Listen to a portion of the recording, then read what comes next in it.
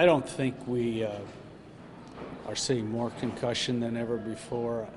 I just think that we know more about them. We are able to recognize them quicker. I think that the public is being educated a little better, given some of the past occurrences lately. Day-to-day practical thing. The first thing that I like to tell our athletes, especially during the times of the season when they seem to be more vulnerable, if you're talking about football during the August period, the two-a-day period, the preseason era, stay hydrated, stay rested, and above all things, when you have something that's not right, let us know.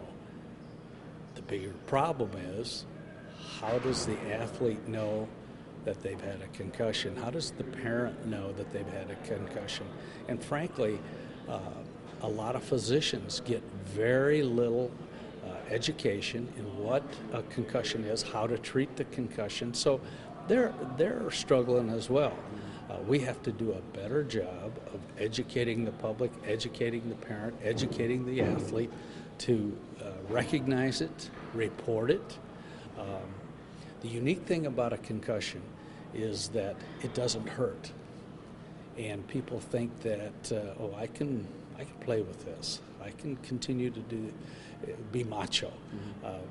And so that's a piece of education that we have to impress upon the athlete. We have to get away from the attitude that it's just a headache. We have to recognize it's a headache. We have to treat it. We have to be conservative, and the younger you are, the more conservative you have to be. That I'd like to see a licensed athletic trainer, a licensed physician, or a well-trained medical person in the area of concussion always approve an athlete going back to practice or competition. Whether we need to have it as a state regulatory measure, I don't know, but I certainly think we have to have the right education and care provided all the time. And I worry the most about the little leagues, the junior high student athlete, and the secondary school athlete.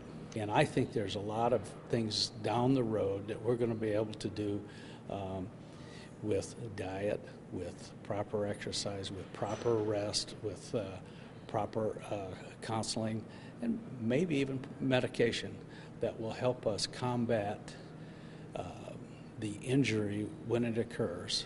And until that gets here, though, we have to rely on the education, conservative care, and proper return for these youngsters to be safe.